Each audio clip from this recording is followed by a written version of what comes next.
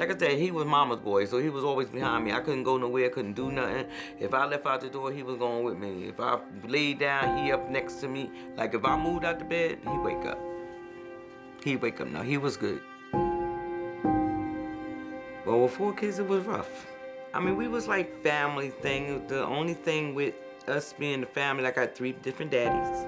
I had a problem with them not taking care, because I never depended on nobody, you know, to help me, like, do anything.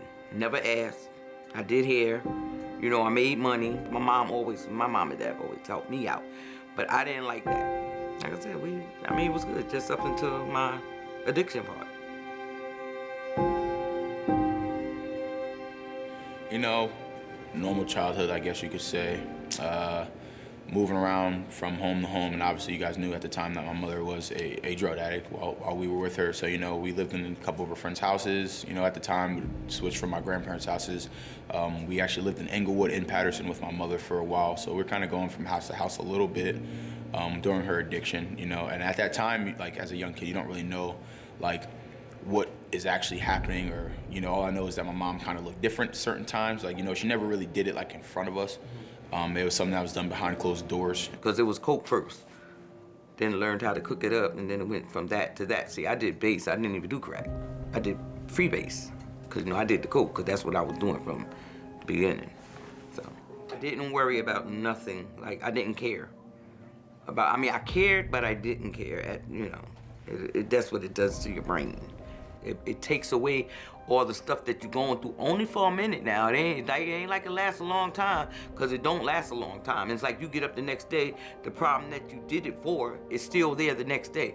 Then it makes you do more, because it makes you forget just right then and there. You know what I'm saying? So, and that's what it did. That's what it did. I mean, it killed me, believe me.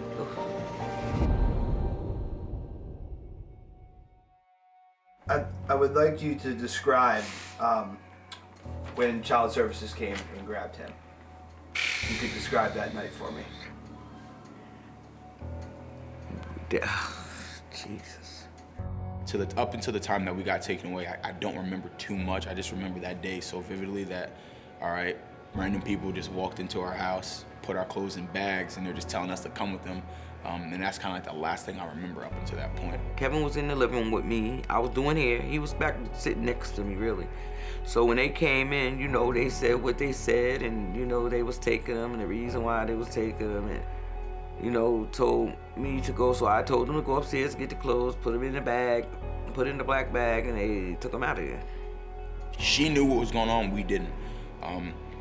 I cried so hard that I puked in the car on my way to the first home. My brother, sister, my brother Jonathan and Jasmine, we were all split up in different cars. So the first home I went to was Patterson. My sister went somewhere else, and my brother went somewhere else. Like, we didn't even know where we were going. I couldn't talk to my mom because I would act out. They cut visitation for that reason. I jumped out of a car and on the highway in traffic and tried to run back to my mom, and that was my last visitation. And that had to be when I was like 6 or 7 years old. They cut visitation for a really long time.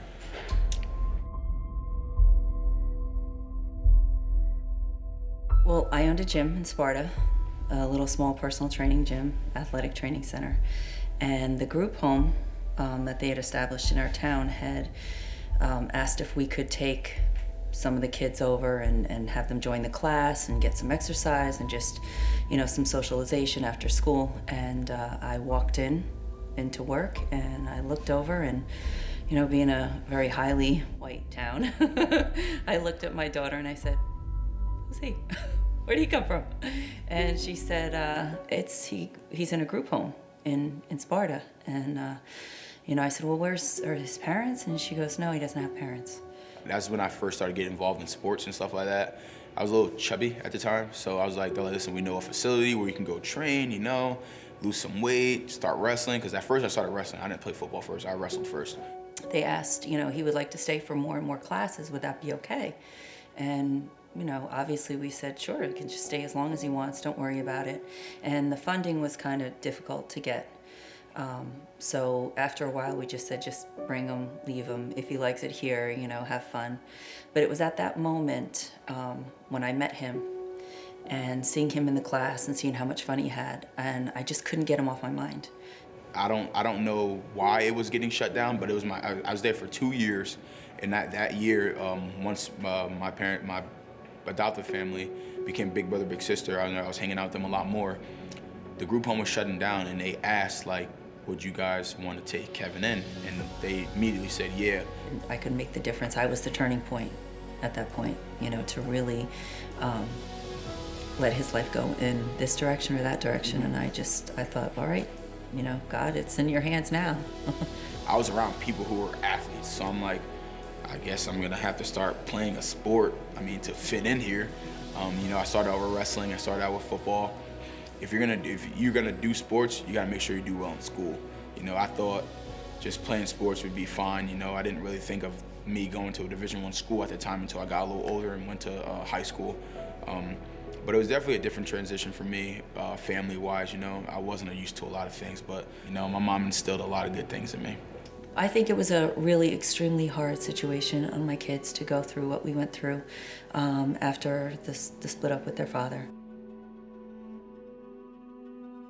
And I had nowhere to go, but I knew I had to get me and the kids out of the situation. So, you know, at that point, I remember being in the parking lot and just seeing them all look to me as the captain of the ship, you know, the commander-in-chief. And if I was crying and I lost it, what happens to them? I have already been through something very, very tragic. So for my brother and sister, for me, I was kind of being that person that can be like, listen, we're gonna be all right. We're gonna be fine. This is like the first real test in their life that they had to go through. And it hurt them, it hurt all three of them. It hurt me too, because I'm like, listen, I went from this bad situation to a good situation, back to a bad situation. Obviously living out of my mom's car is not ideal at all. It's like hardship, good, hardship for a long time. And it's just like, at what point are things gonna start going good for me?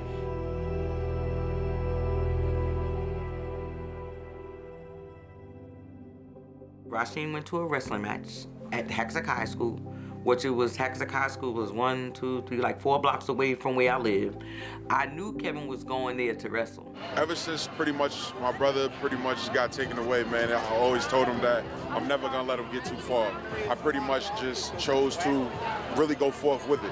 Make sure I know where he's at, make sure I try to be at certain events because I'm also an athlete and I know he's gonna be in the area, so I made it my duty to pretty much just try to pull up all the time. First, I'm skeptical because I'm like, I don't know how I'm gonna react. I haven't seen my mother in God knows how long, you know? And then the last time that they cut visitation was when I had a mental breakdown because I'm like, all right, you guys keep taking me from my mom.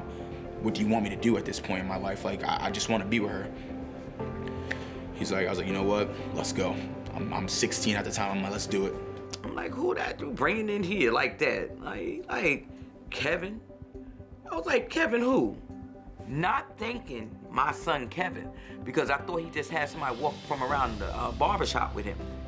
He was like, your son, and all I did, I stumbled backwards. Like he had to grab me, and I just hugged him and held on to him and just started crying. Like, I'm like, oh my God, and Rasheen started laughing, and Kevin was laughing, but he was holding me. I was like, oh, and I just kept looking up at him like, Kevin? How many people have been in this situation, and growing up you start to realize there's actually a lot more people in this situation than you think, you know, and not everyone always gets to find their mom and see their mom again. And for me, my oldest brother was the link. My oldest brother Rasheen and my grandparents at the time would always call me, always check in on me. How was that, finding out that he had been adopted? How did that feel for you? I felt a little crazy about it, but you know, I didn't know the family, so it was like, okay, so I guess I won't be seeing him. You know, because I didn't know them.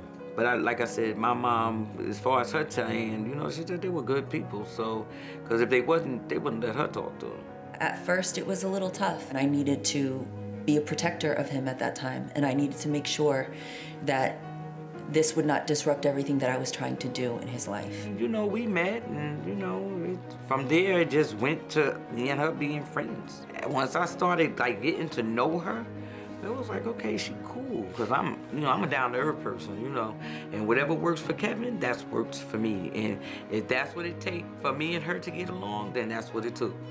And that's what he wanted. Because once he found, like, that started happening, it made him feel real good. Like I said, that's like my sister. You know, I love her. The relationship I have with Della, his biological mother, is great now. Well, we are one. Like I tell her, oh, that's my thing. I tell her that. It ain't no them and no, it's us. It's one. That's ours. He belongs to us. Anything I address, it be our son. Go, big bro!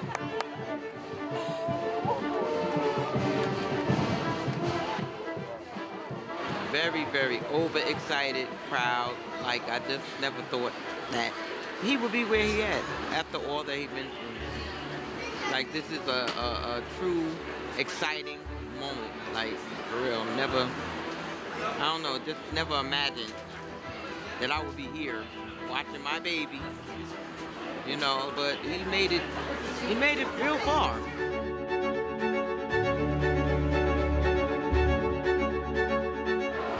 Words can't even express how proud I am. I can't even believe it's so overwhelming that this is the last time I'm going to be in this stadium for his home game, his senior year, all of what we've been through to get him here. So proud. I don't even know what more to say. It's overwhelming. It's emotional.